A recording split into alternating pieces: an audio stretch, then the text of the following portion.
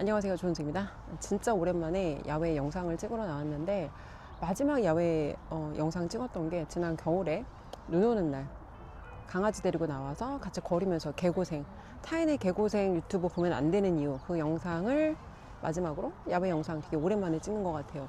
지난 3월부터 4월 중순까지 IELTS라는 시험을 받고 6주를 딱 준비했어요. 6주 준비해서 오버롤 6.5라는 딱 정말 필요한 성적을 너무 감사하게도 한 번만에 통과를 했고, 지금은 뉴질랜드 유학을 준비하고 있어요. 입학 지원서를 지난 한 주 동안 썼고, 이제 서류 같은 것들 작업해서 지금 학교랑 마지막 몇 가지만 확인이 되면 이제 입학 지원을 하려고 하는데, 여러 가지 생각이 많이 들더라고요. 20대 때 그렇게 가고 싶었던 어학연수, 가고 싶었는데 결국 못 갔던 어학연수, 그리고 30대에는 유학을 가고 싶었는데 유학을 못 가고, 뭐 유학 간다는 게 사실 그렇잖아요. 유학 가려면 돈도 있어야 되고 시간도 있어야 되고. 근데 그때 당시에는 시간은 확보를 했어. 근데 중요한 건 이제 유학을 간다는 거는 또 어마어마한 자본력이 필요하기 때문에 그때 당시에는 또 그렇게까지 준비가 안 돼 있었고, 그래서 어쨌든 해외 유학을 못 간 거에 대한 아쉬움을 국내에서 완전히 영어로 100% 영어로 수업을 하는 국제영어대학원 대학교라는 곳에 지원을 해서 어마어마한 경쟁률을 뚫고 합격을 했어요. 그래서 이제 2년 다니고, 그리고 꿈의 직장에 들어갔어. 근데 꿈의 직장에 들어가서 보니까 밖에서 보던 거랑 참 아이러니하게도 밖에서 봐서는 이게 되게 좋아 보였는데, 막상 가서 안에 내가 들어가서 보는 거랑 밖에서 보는 거랑 항상 달라요. 그래서 영상을 보는 사람들도 아마 그 생각할 거야. 아, 저 여자 팔자 좋다.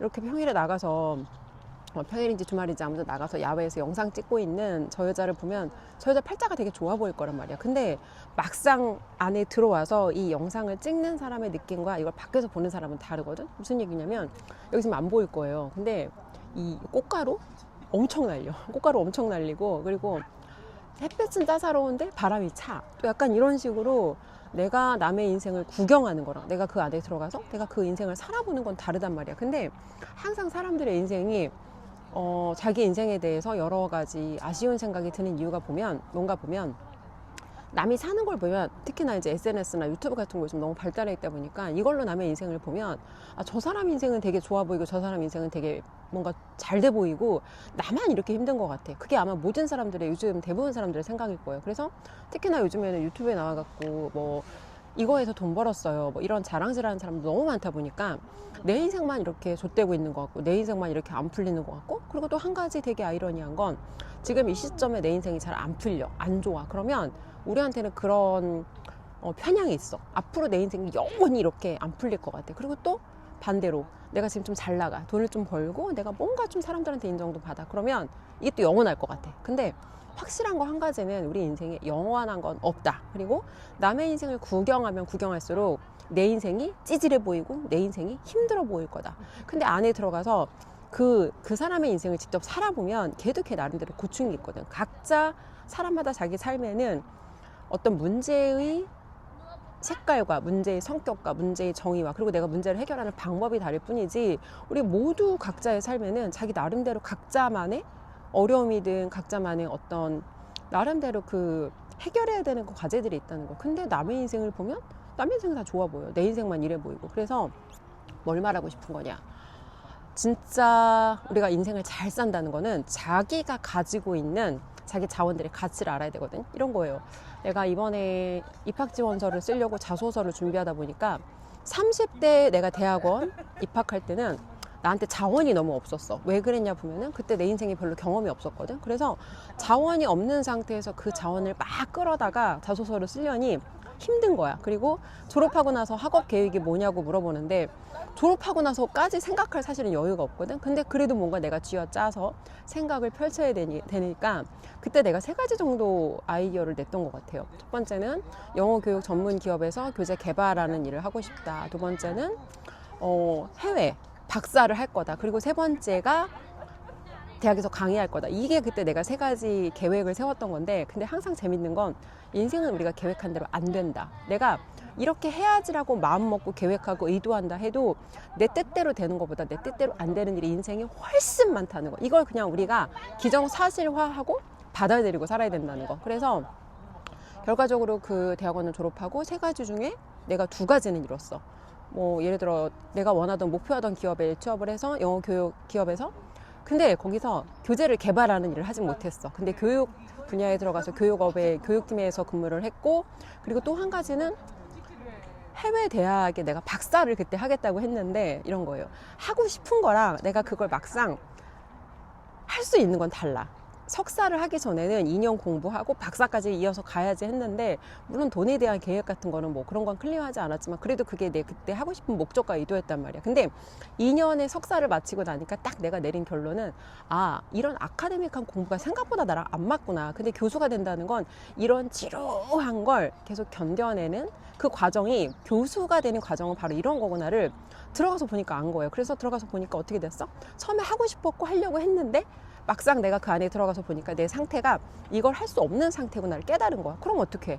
계획을 변경해야지. 그래서 졸업하고 나서 박사 계획은 지웠어. 근데 대학에서 강의하겠다는 계획은 이뤘어. 근데 그거는 사실 나는 박사를 해야 대학에서 강의할 수 있다고 생각했는데, 진짜 우연한 기회에 교수님 어떤 그 행정, 교수님의 어떤 행정 업무를 도와드리는, 내가 그런 튜터로 들어갔다가 우연히 연결이 돼서 그 학교에서 외래 교수로 강의 제안을 받았고, 외래 교수로 강의를 하던 중에 또 학원을 내가 오픈했어. 그랬더니 교수님께서, 아, 그럼 겸임으로 한번 해보시면 어떻겠냐고, 현장 경험이 있으니까. 그래서 외래 교수에서 겸임 교수까지 강의를 연결해서 가게 된 거야. 근데 아마 알 거예요.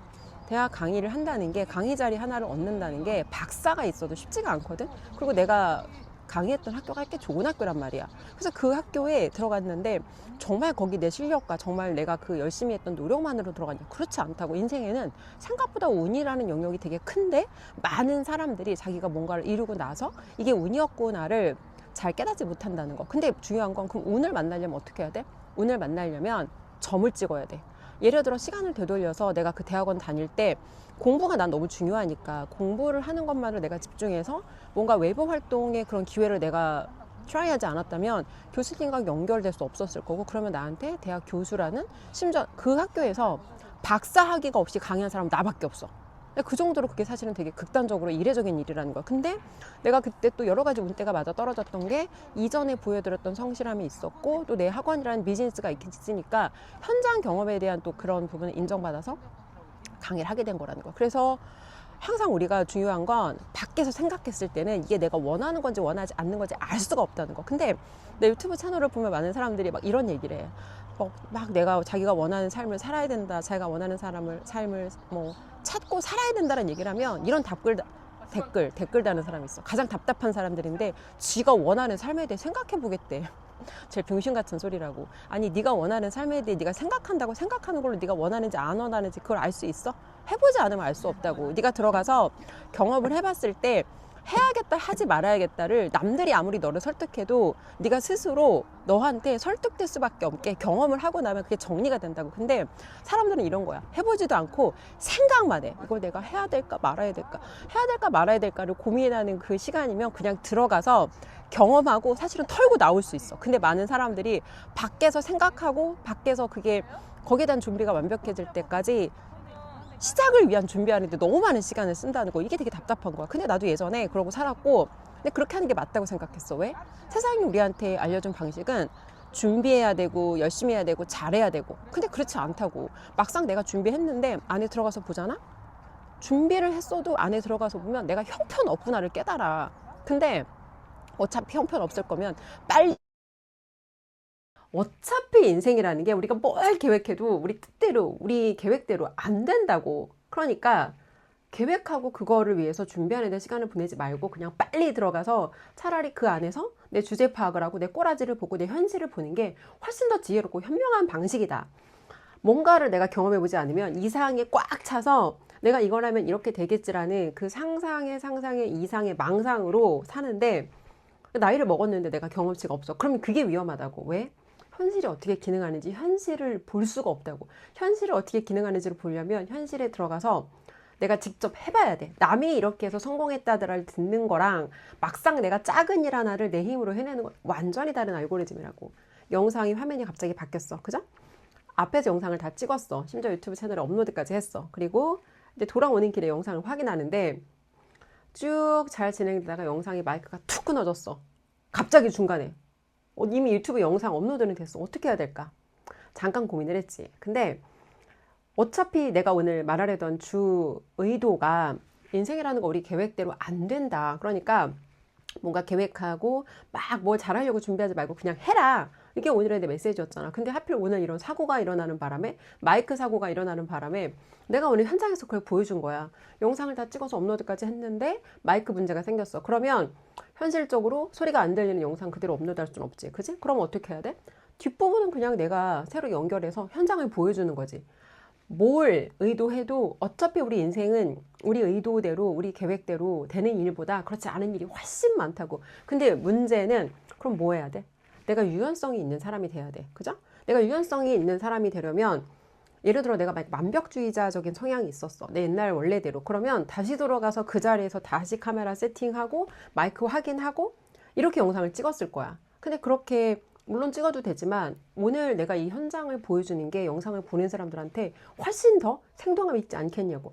아, 영상을 찍다가 갑자기 마이크가 툭 끊어졌네? 그러면 어쨌든 내 목적과 의도는 이 영상을 보는 사람들한테 당신들이 뭘 계획해도 뜻대로 안 된다. 그러니까 우연히 다양한 점들을 찍고 그 안에서 당신들이 유연하게 움직일 수 있는 유연성을 갖춰라.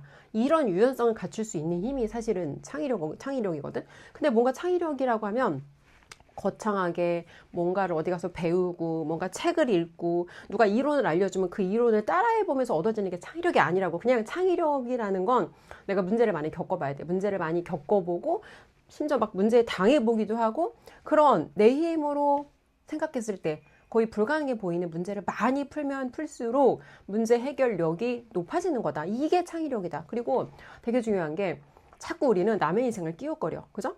누가 뭐 잘했다고 하면 뭘 해서 잘 됐다고 하면 자꾸 저 사람 인생이 부럽단 말이야. 근데 어차피 우리가 쓸 수 있는 자원은 남의 자원은 내가 끌어다 쓸 수 없어. 창의력에 대해서 진짜 중요한 핵심 한 가지는 우리가 활용할 수 있는 자원은 결국 내 안에 있는 자원밖에 없다는 거야. 그러면 사실 들여다봐야 되는 건 우리가 끼웃거려야 되는 건 밖에 남의 인생, 남의 강점이 아니라 내가 뭘 가지고 있고 내가 뭘 경험했는지 뭘 할 수 있는지가 훨씬 중요해. 근데 인간들이 진짜 멍청한 이유는 자기가 가진 건 소중하게 생각하지 않아. 왜? 관점이 없어서. 근데 자기가 가진 걸 소중하다고 자기 것만 고집하는 사람은 또 이 사람도 편향됐어. 왜? 자기께 정말 소중하고 의미 있고 가치 있구나를 언제 깨닫는 줄 알아요? 예를 들어 이런 거야. 내가 남자를 만나봤는데 남자를 딱 한 명밖에 못 만나봤어. 그러면 이 남자가 진짜 좋은 남자인지 그렇지 않은지 알 수가 없단 말이야. 다른 남자를 내가 경험을 안 해봤으니까 똑같아. 내 인생에서 내가 했던 경험들을 다양한 다른 경험들을 하고 다시 이 삶을 돌아가서 재해석했을 때 내 삶의 의미가 다르게 보인다고. 결과적으로 우리가 경험을 하는 것도 중요하지만 경험을 하는 진짜 그 목적과 의도가 뭔가를 보면 원래 내가 가지고 있는 그 자원과 원래 내가 가지고 있는 그 어떤 강점과 원래 내가 가지고 있는 그 경험들의 가치를 제대로 알아보기 위해서는 이 박스 밖에 나가서 다른 걸 경험하는 이 경험이 필요하다고. 근데 사람들은 아무것도 자기가 익숙한 범위 밖으로 나가서 실험하려고 하지 않아. 왜?